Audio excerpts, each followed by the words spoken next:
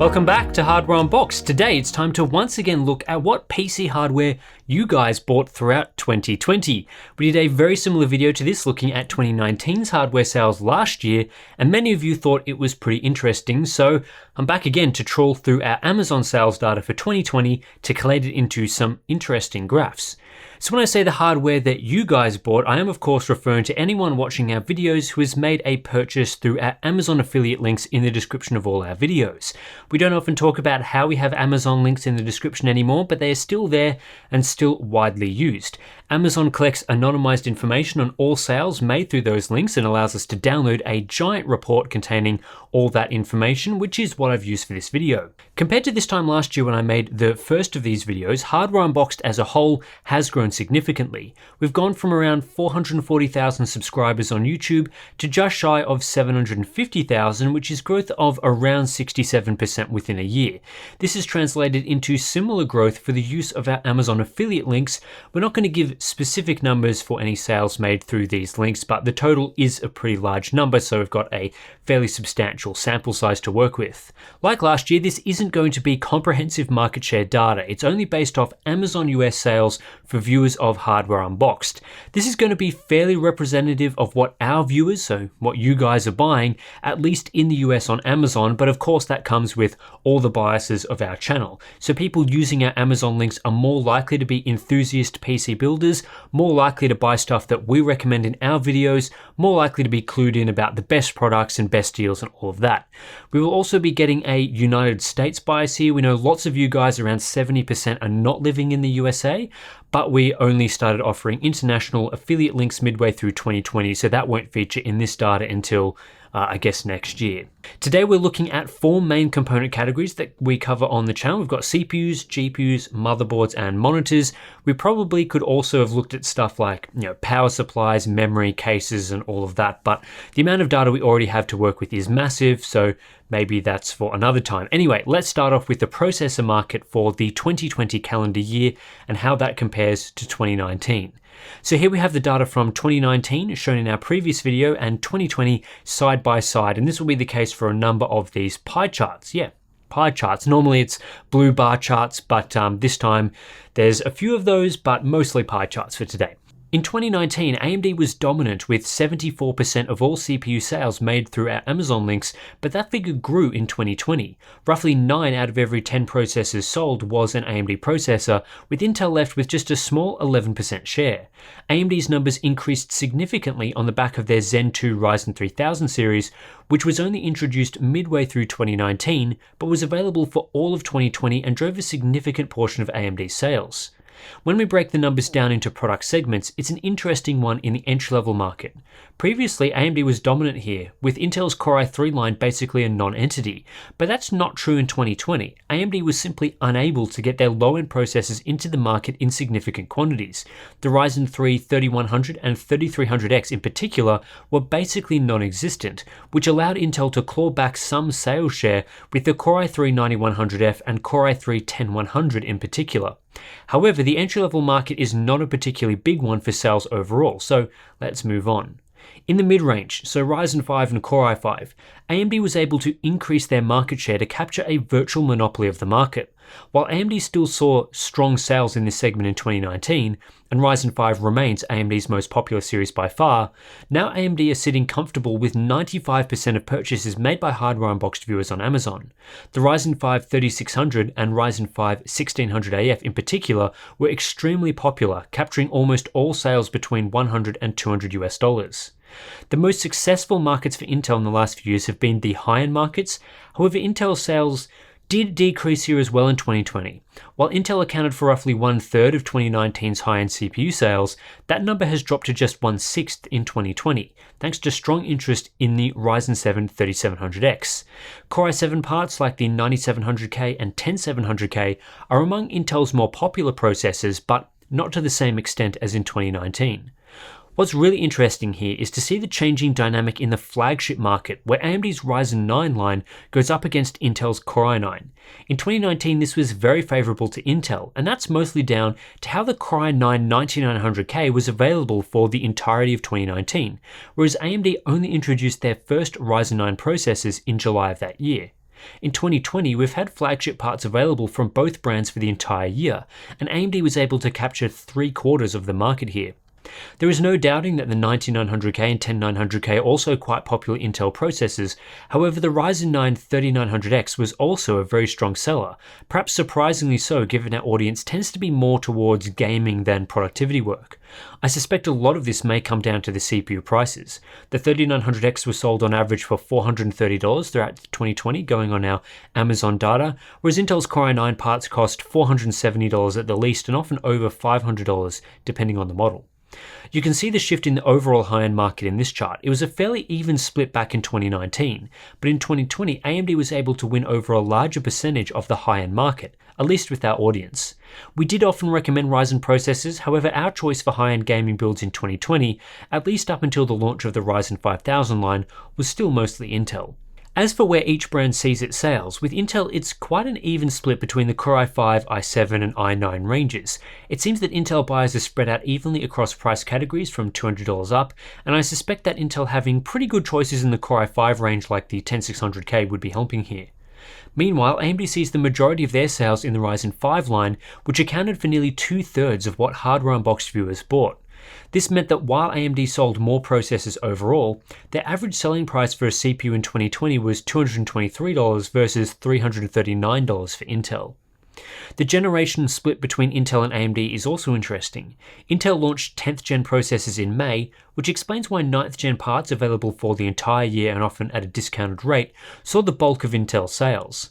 As for AMD, Zen 2 was most popular as Zen 3 only launched in November, while last generation Zen Plus parts were very popular with budget buyers. Zen 3 was an insignificant factor in sales share due to low supply. The overall best-selling CPUs among Hardware Unboxed Amazon shoppers in 2020 were the Ryzen 5 3600, Ryzen 5 1600AF, and Ryzen 7 3700X. In fact, sales of Ryzen 5 3600 was so strong that this CPU alone outsold the entirety of Intel's lineup in raw numbers. Intel's best-selling CPU was the Core i7 9700K, which occupied just a 2% sales share overall. Processors with less than a 1% share are not shown on this chart. Another interesting chart to look at is average sale price versus MSRP. So this is an indication on whether people were buying these CPUs at the advertised price, at a discount, or at an inflated price. The good news for AMD buyers is that for most of 2020, until the introduction of Zen 3 CPUs, most Ryzen parts were purchased with a discount of at least 10% on average. Most of the Ryzen 3000 line, including the 3600, 3700X and 3900X, fall into this category, which on average were all sold below their launch MSRP, as you'd expect for older parts. Zen Plus CPUs from the Ryzen 2000 line saw even larger discounts. Although the 1600AF I was unsure of the actual MSRP on, it was seen for as low as $85, which I used as the MSRP here, but the average sale price was actually more around $100. Still a good deal, I think, for that processor. Intel don't list an MSRP for their processors, however they do use a tray price for bulk units. In what is great news for Intel buyers as well, most of Intel's lineup was sold on average for lower than the listed tray price, commonly between a 5 and 10% reduction in price, at least for 9th gen parts. However, for the main processors in the new 10th gen line, people were often buying these CPUs for above the tray price, which again isn't really an MSRP, but it's still interesting to note. The biggest inflated price was on the 10900K, which for most of 2020 was far harder to find and purchase than the 10900KF and 10850K, which didn't see nearly as much price inflation. Now let's look at graphics cards, and this one came as a big surprise. In 2019, Nvidia held the lead in overall sales with a rough 60-40 split with AMD. However, in 2020, AMD took the lead with a more dominant 2-to-1 split, which goes against what we've been hearing from most retailers about general sales between Nvidia and AMD. In almost all instances and markets, Nvidia is still king for GPU sales. So what is going on here? Well, one major element is simply the content we have made in 2020 and what products were actually released. One GPU that was exceptionally popular with our Amazon links in 2020, despite only a lukewarm reception in our review, was the Radeon RX 5600 XT released in January. This is probably due to our very popular 5600 XT roundup video covering almost every model on the market, as well as our best 5600 XT video. As Nvidia didn't release any products in the first half of the year, there were really no corresponding roundups for Nvidia GPUs. The other major element was availability. Due to the pandemic increasing demand for PC gaming hardware and Nvidia's impending launch of RTX 30 series GPUs, generally speaking it was harder to find and purchase an Nvidia GPU on Amazon compared to an AMD GPU. And if you could find an Nvidia card, it was often inflated in price. When Nvidia began discontinuing 20 series GPUs shortly before the RTX 3080 launch and replaced that with low RTX 30 series supply, there just haven't been as many Nvidia GPUs available to buy on Amazon as we'd normally see mid-GPU cycle. Simply put, while AMD GPU sales through our Amazon links increased in line with the overall increase in Amazon activity and channel growth in 2020, Nvidia GPU sales were flat and in some segments declined relative to 2019. So the average Hardware Unboxed viewer was more likely to buy a Radeon product based on the content we made in 2020, and even if they did want an Nvidia GPU instead, were unlikely to be able to get one. In terms of sales split, the Nvidia GPUs sold were mostly RTX 20 series cards, forming 61% of sales, and GTX 16 series cards with 33% of sales. Despite some RTX 30 series products being on sale for at least a quarter of the 2020 calendar year, RTX 30 sales were pathetic and indicative of supply constraints.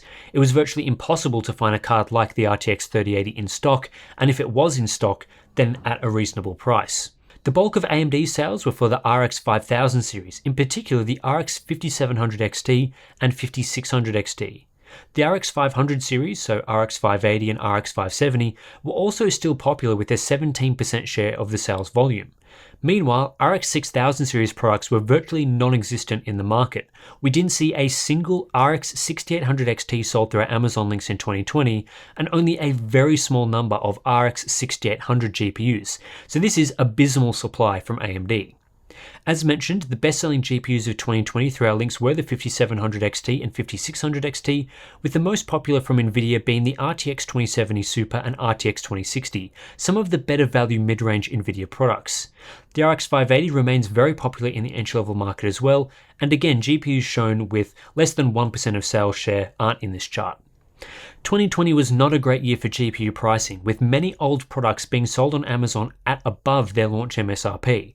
While it's not uncommon to see board partners selling their custom GPUs at above the listed MSRP from AMD or Nvidia, usually over time these prices come down. But that's not the case for most products on the market. Cards like the RTX 2070 Super, which launched halfway through 2019, were on average sold at 11% above its $500 MSRP. And check out that inflation on the RTX 30 series, utterly ridiculous markups being paid, mostly through third-party sellers on Amazon. Meanwhile, the only cards being sold at a discounted rate were the RX 500 series, now 3-year-old GPUs, as well as the RTX 2070, replaced and discontinued in favor of the RTX 2070 Super at the same price point. The most popular brands for Nvidia GPUs in 2020 remained roughly in line with 2019. The most popular GPU brand overall is MSI with a 29% share of sales through Amazon, followed by Gigabyte and EVGA. ASUS is not a major brand on Amazon and focuses on other retailers, so came in last position below Zotac in the list, despite generally being one of the more popular brands on the market overall. On the AMD side, again a similar split between brands as 2019. While on the Nvidia side, non-exclusive brands like MSI and Gigabyte are most popular, AMD buyers tend to prefer their exclusive partners like XFX with a 30% share and Sapphire with a 24% share of sales. PowerColor's share dropped in 2020 in favor of Gigabyte, which accelerated into third position. AMD GPUs from ASUS are not a significant factor in this market. Moving on now to motherboards, and coming straight off a dominant win for AMD in the CPU market, it's no surprise to see AMD chipsets also get the bulk of motherboard sales. Their boards increased in sales share from 62% in 2019 to 76% in 2020. However, Intel still holds a relatively higher percentage of the motherboard market than the CPU market, as AMD CPU buyers are more likely to already have a compatible motherboard, particularly for upgraders, while Intel CPU buyers will often have to also upgrade their motherboard at the same time. Previously, Intel was the most popular brand in the high-end chipset market, seeing slightly more than half of all motherboard sales. But in 2020, that changed in favor of AMD, which saw strong sales for their X570 line, probably due to B550's absence in the market until halfway through the year. If you wanted PCIe 4.0 to go with your new Ryzen 3000 CPU, you needed to buy X570 right up until June. AMD continues to dominate the mid-range and entry-level chipset market with more than a 90% share. This is because AMD's B-series boards like B550 and B450 are generally quite attractive to system builders who don't need all the features of higher-end boards but still want to retain CPU and memory overclocking. Intel's B-series boards are fully locked down, so those wanting to buy a K-series SKU, which form most of Intel's CPU sales, are better off with something Z-series. The split in chipsets for Intel and AMD is shown here, and there shouldn't be many surprises on the Intel side. 9th gen chips were about twice as popular as 10th gen chips in 2020, so the accompanying Z390 motherboards are twice as popular as Z490, with only a small share for B and H series. Meanwhile, on the AMD side, X570 was the most popular with about half of all sales, while B450 was more popular than B550, likely again due to the timing of B550's release and the more attractive price points of B450 boards. There was no substantial change to which motherboard brands were most popular with Hardware Unboxed viewers in 2020. Gigabyte was able to narrowly take the crown off MSI this year, but both brands retained market share between 30 and 35%, with ASUS in third place. ASRock products are nowhere near as attractive despite offering competitive boards in many markets outside Z490. Gigabyte is the most popular brand for Intel motherboards by a large margin, absolutely dominating Z390 motherboard sales. MSI came in second place among our viewers and were the most popular brand for Z490 motherboards. Considering we slayed ASRock for poor quality Z490 boards, it's not much of a surprise to see the company struggle in this market with our viewers. On the AMD side, MSI is most popular, with ASUS in second place and Gigabyte in third, although it's a fairly even split between all three brands. MSI are by far the most popular for B450 motherboards, however Gigabyte and ASUS were significantly more popular in the X570 market than MSI.